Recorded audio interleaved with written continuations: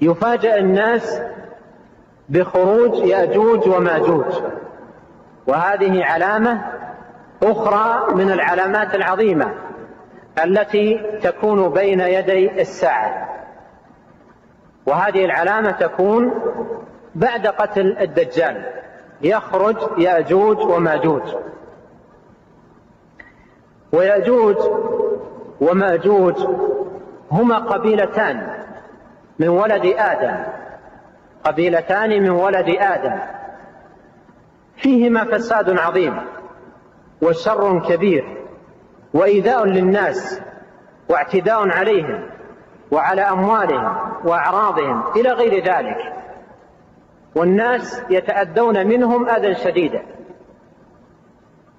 وهم يسكنون بين جبلين عظيمين وسدين شاهقين ممتدان إلى أن يصل إلى البحر، فجبلان عظيمان شاهقان ممتدان إلى البحر، ثم من الجهة الأخرى المجال مفتوح أمامهم، يخرجون إلى الناس ويعيثون فسادا ويؤذون الناس ويعتدون عليهم وعلى أموالهم، وكان الناس يتأذون منهم أذى شديدا، وكان الطريق أمامهم مفتوح في الخروج. وفي القرآن الكريم جاء ذكر يأجوج ومأجوج في موضعين، الموضع الأول في سورة الكهف، والموضع الثاني في سورة الأنبياء. في سورة الكهف ذكر الله تبارك وتعالى قصتهم عندما ذكر قصة الملك الصالح ذي القرنين. قال الله تعالى: ويسألونك عن ذي القرنين قل سأتلو عليكم منه ذكرا إنا مكنا له في الأرض وآتيناه من كل شيء سببا. ذو القرنين ملك صالح آتاه الله عز وجل التمكين في الأرض، مكن له في الأرض، وآتاه من كل شيء سببا، أي ما يتوصل به إلى تثبيت الملك وقمع المفسدين ورد المعتدين، مكن الله له وآتاه من كل شيء سببا. وذكر الله لنا تبارك وتعالى في القرآن طرفا من قصة ذي القرنين وبعض رحلاته، وذهابه إلى مشرق الشمس وذهابه إلى مطلع الشمس، ثم من بعد ذلك ذهابه إلى السدين. قال الله تعالى: ثم أتبع سببا حتى إذا بلغ بين السدين. السدان جبلان عظيمان بينهما هاتان القبيلتان يأجوج وماجوج، القبيلتان المفسدتان، ومن جهة يحدهم البحر، ومن جهة الباب مفتوح والمجال مفتوح أمامهم للخروج إلى الناس. حتى إذا بلغ بين السدين وجد من دونهما، يعني قبل السدين، قوما لا يكادون يفقهون قولا، لا يحسنون الحديث وتفهيم المراد والكلام مع الناس، لكن الله عز وجل مكن لهذا الملك الصالح ذي القرنين فهم كلامهم. وجد من دونهما قوما لا يكادون يفقهون قولا، فلما رأوا ذي القرنين قالوا: يا ذا القرنين إن يأجوج وماجوج مفسدون في الأرض. إن يأجوج وماجوج يعني هاتين القبيلتين مفسدون في الأرض، يعني يحصل منهم فساد عظيم في الأرض، مفسدون في الأرض، فهل نجعل لك خرجا على أن تجعل بيننا وبينهم سدا؟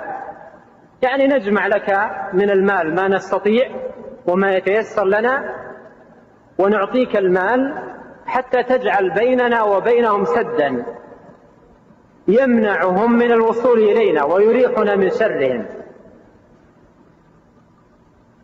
هل نجعل لك خرجا على أن تجعل بيننا وبينهم سدا؟ قال: ما مكنني فيه ربي خير. ما مكنني فيه ربي خير، يعني تمكين الله لي في الأرض خير لي من المال الذي تعطونني إياه. ما مكنني فيه ربي خير، يعني خير لي من هذا الذي تعرضون عليه، أي مالا تعطونني إياه لأقوم بهذه المهمة. قال ما مكنني فيه ربي خير. ماذا بعدها؟ فأعينوني. قال ما مكنني فيه ربي خير فأعينوني بقوة أجعل بينكم وبينهم ردما. فأعينوني بقوة يعني هاتوا الرجال وهاتوا الأشداء وهاتوا الأقوياء منكم، أعينوني ساعدوني أجعل بينكم وبينهم ردما. فطلب الأقوياء من الرجال من هؤلاء حتى يساعدونه في هذه المهمة، أن يجعل بينهم وبين هاتين القبيلتين المفسدتين سدا، أي حاجزا ومانعا من وصولهم إلى الناس. ثم وجههم فقال آتوني زبر الحديد، يعني أعطوني قطع من الحديد اجمعوها من الأماكن المختلفة، اجمعوا لي قطعا من الحديد. آتوني زبر الحديد، أكواما أكواما، اجمعوا الحديد. آتوني زبر الحديد حتى إذا ساوى بين الصدفين جمع الحديد بكميات هائلة وكبيرة بين الجبلين. قال آتوني أفرغ عليه قطرة. طلب أن يؤجج نار عظيمة حتى يذوب هذا الحديد وينصهر، ثم أفرغ عليه القطر وهو النحاس المذاب على الحديد، وكون من مجموع ذلك سدا منيعا. فأصبح هؤلاء المفسدون خلف السد محصورين بين الجبلين وأمامهم السد ومن خلفهم البحر، فما يستطيعون الخروج. والسد مكون من الحديد والنحاس وهو أملس، ما يستطيعون أن يتسوروه. واقتضت حكمة الله عز وجل أن هذا السد يبقى منيعا قويا لا يستطيعون خرقه إلى أن يأتي اليوم الموعود فيدك السد. آتوني زبر الحديد حتى إذا جعله نارا قال آتوني أفرغ عليه قطرة. فما استطاعوا أن يظهروه، يعني ما استطاعت هذه الأمتين المفسدتين أن يظهروه، يعني أن يخرجوا من فوق السد.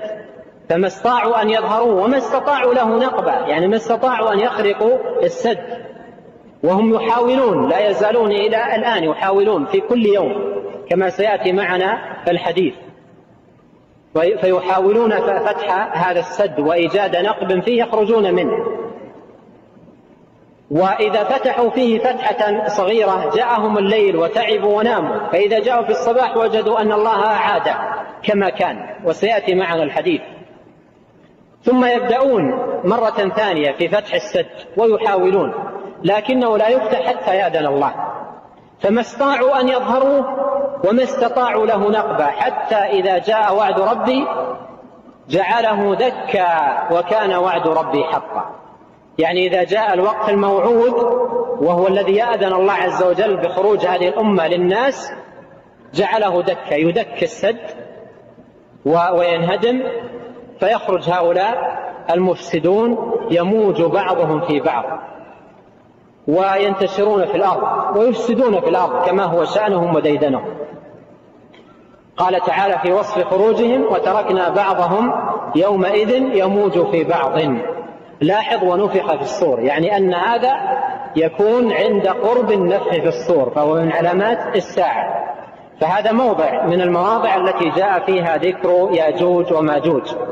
الموضع الثاني في سورة الأنبياء قال الله تبارك وتعالى حتى إذا فتحت يأجوج ومأجوج وهم من كل حدب ينسلون واقترب الوعد الحق. لاحظ مثل الآية السابقة، هنا قال ونفخ في الصور وهنا قال واقترب الوعد الحق، يعني عند الفتح افتتاح السد. حتى إذا فتحت يأجوج وماجوج يعني فتح السد الذي يمنع هؤلاء من الخروج، واقترب الوعد الحق، فإذا هي شاخصة أبصار الذين كفروا يا ويلنا قد كنا في غفلة من هذا بل كنا ظالمين. فهذا الموضع الآخر الذي فيه ذكر هاتين الأمتين المفسدتين. هذه الأمة تخرج على الناس لما يدك السد، تخرج هذه الأمة أو هاتين الأمتين على الناس ويعثون في الأرض فسادا، وهم عددهم كبير لا يحصيهم إلا الله، وينتشرون في الناس نهبا وسلبا وقتلا وإيذاء وإضرارا، والناس يبتعدون عنهم ويصعدون على الجبال ويخافون منهم خوفا شديدا ويتضررون منهم ضررا كثيرا. وعندما يخرجون يمرون على بحيرة طبرية وهي مليئة بالماء، ولكثرتهم أولهم يشرب البحيرة كلها، أولهم يشرب البحيرة كلها، فإذا وصل آخرهم إلى المكان يقولون قد كان في هذه البقعة ماء، والذي شرب الماء أول هؤلاء ومقدم هؤلاء، فهم كثيرون، أمة كبيرة جدا، لكنهم محتجزون بين هذين الجبلين، ويمنع من الوصول إليهما هذا السد العظيم. قد يقول قائل الآن الاكتشافات كبيرة ووسائل الاتصال منوعة ومتيسرة، فما أحد ذكرهم؟ فنقول قبل من قبل ورد من رد، لله الأمر من قبل ومن بعد.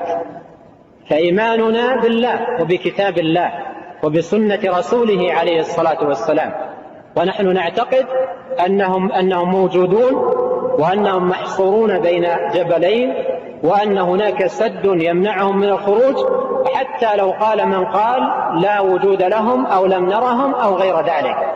فنحن نؤمن بالله وبكتاب الله وبسنة رسول الله صلى الله عليه وسلم.